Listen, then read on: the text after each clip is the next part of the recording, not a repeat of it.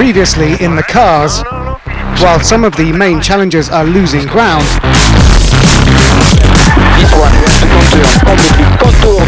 For the two leading Peugeots, the mind games have started. He must be very, very motivated, but also perhaps a little stressed.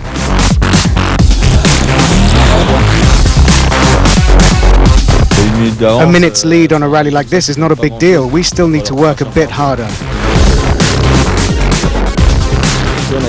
I won it last year, I've won it several times, but if I don't win it, it's not that serious.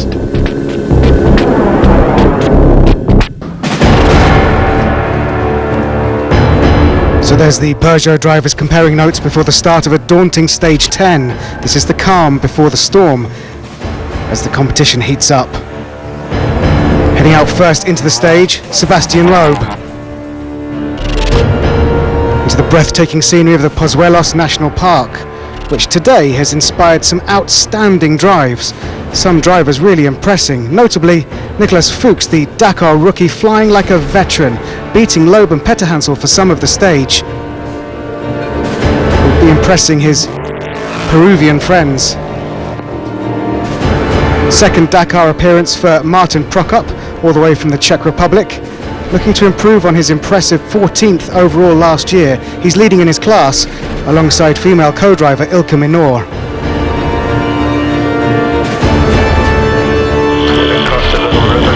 There's more than just the road to navigate here on this busy stage. Comrade Routen back there, currently in second in the rookie class, having to navigate around quads.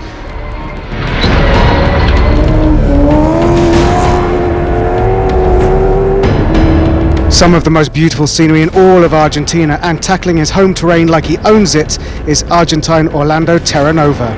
Matching the pace of the top drivers on the stage. An excellent performance to finish the stage 5th quickest.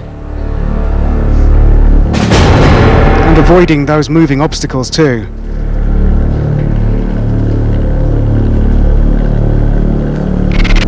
Another Mini, still way behind overall. Yazid Al-Raji, after briefly retiring with altitude sickness in Bolivia last week, but setting blisteringly quick times today. In fact, he finishes the stage as the quickest non-Peugeot in 4th, the best of the rest. Now, Mikko Hirvonen seems to be following a dry riverbed here. Is that the best policy? Starting to get second thoughts as he tries to get out of it, and he can't. Gets his Mini beached on the banks, a disaster. Mikko stops in the stage.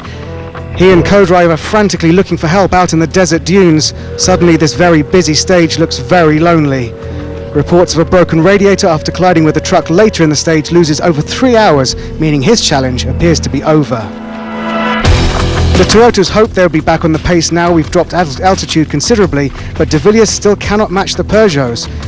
He is outperforming his teammate Nani Roma on the stage, despite a few wrong turns, luckily not falling into that deep ravine.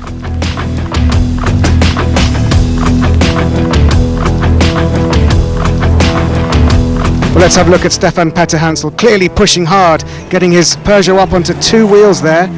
Now, he may be behind on the timing screens, but he stopped to help a biker after a collision. That lost time should be returned tonight, which may well catapult him back to the top of the standings. But as it stands, he is over 6 minutes behind Loeb. This is Cyril Dupre. The bike legend's learning curve on 4 wheels is impressive, teaching his compatriot teammates a thing or two, flying through the stage. His time's almost untouchable until the last section, when the fight with Loeb got tough.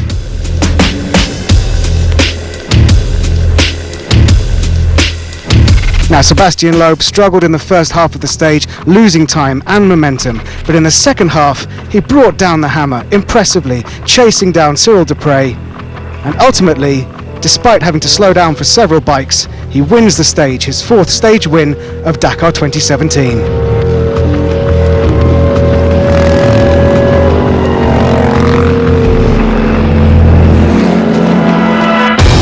So chapeau Sebastian Loeb, he gets the stage win. Dupre, Petterhansel make it a Peugeot 1-2-3, but impressive by the others, Al-Raji and Terranova in 4th and 5th. So the standings remain: Loeb leading, Petterhansel 2nd, Dupre 3rd, De Villiers 4th, Terranova 5th.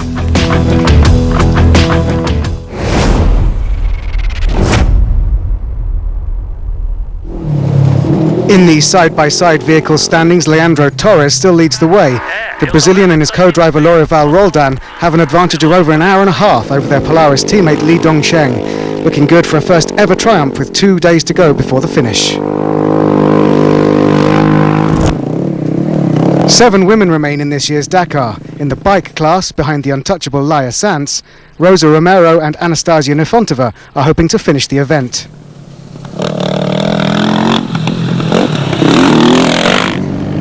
Camilla Liparotti is 17th on her quad, while 3 ladies are still competing in cars. Cristina Gutierrez, Alicia Reyna and Martin Prokop's co-driver Ilka Minor.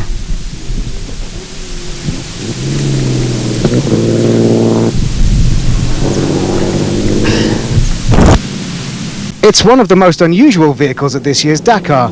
For his 7th Dakar, Jose Blandino decided to register a vintage Rastrojero, an Argentine Jeep produced at the Ayame factory in Cordoba between 1952 and 1979. It took the Argentine 7 months to prepare his car for the Dakar adventure.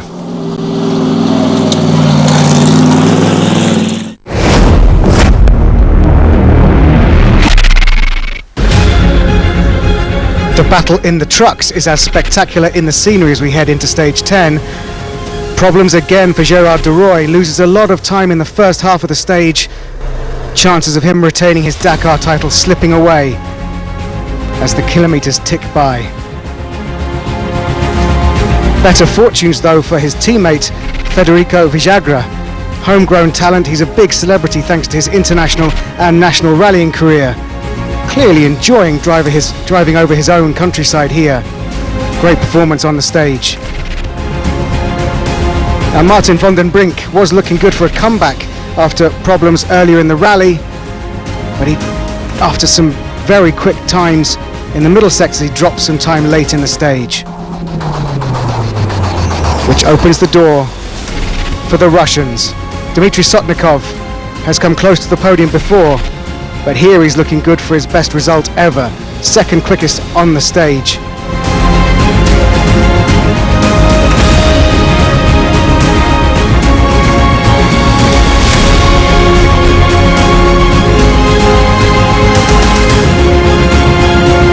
Incredible scenery, and adding to its beauty is that the Maz truck of Siahe Vyazovic, his 5th Dakar, a cat amongst the pigeons. He's 4th quickest on the stage,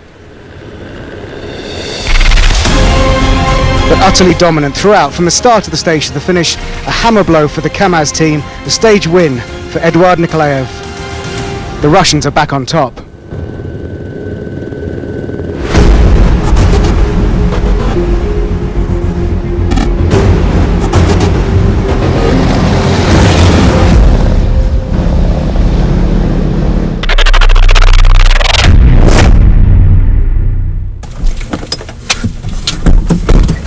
A dos. Sí.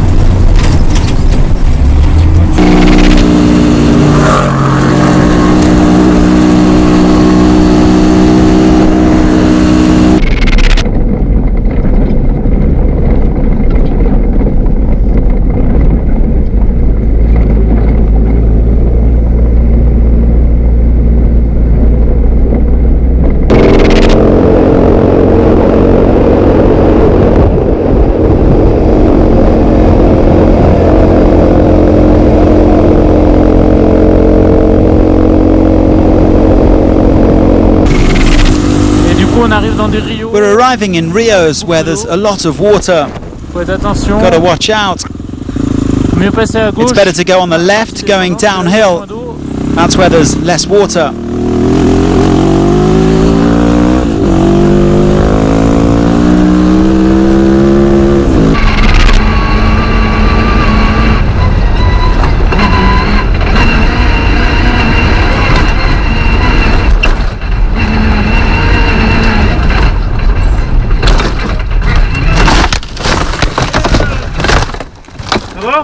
Ouais, c'est là. Putain de merde! Eric,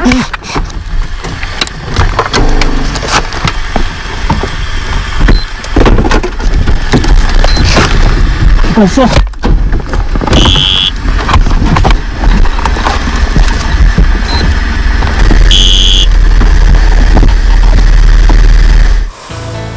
Tomorrow's stage should prove the decisive climax of Dakar 2017.